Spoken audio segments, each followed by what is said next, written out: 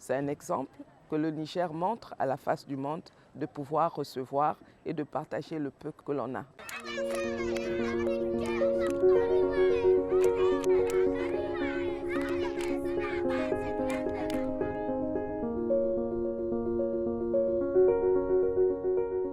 Nous voulions voir un peu quel a été l'impact au niveau de la population en général, mais aussi quels sont les besoins qui ont pu être pris en charge ici dans les domaines spécifiques comme celui de la santé, de l'eau, de l'hygiène, l'assainissement et aussi de la protection des enfants. Ce que nous avons pu voir ici, c'est qu'on a visité le centre de santé où on voit qu'il y a eu une augmentation de la population qui est prise en charge du fait de cet afflux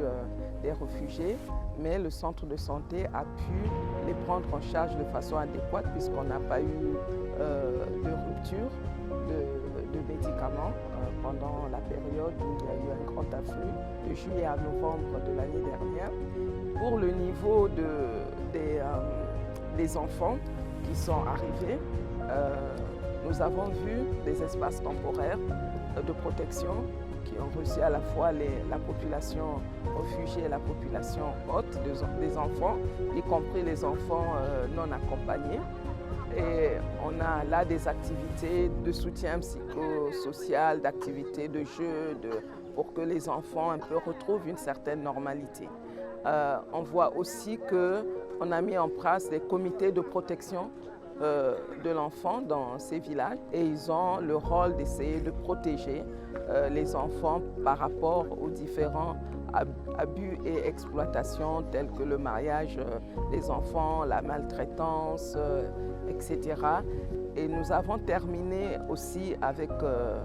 l'eau, l'hygiène et l'assainissement parce que vous savez que quand on a une population additionnelle, on a un stress sur le réseau. Et donc, il faut augmenter la capacité du réseau à pouvoir donner de l'eau. Et si on a vu qu'on a ajouté des panneaux solaires pour augmenter un peu cette capacité, permettre ainsi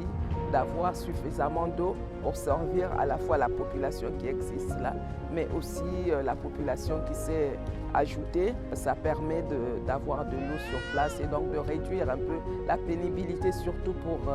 les femmes et les enfants qui sont souvent les personnes qui font cette corvée de l'eau.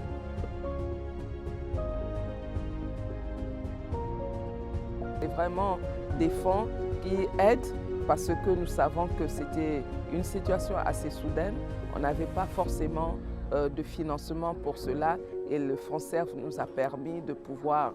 rapidement répondre à ces besoins additionnels.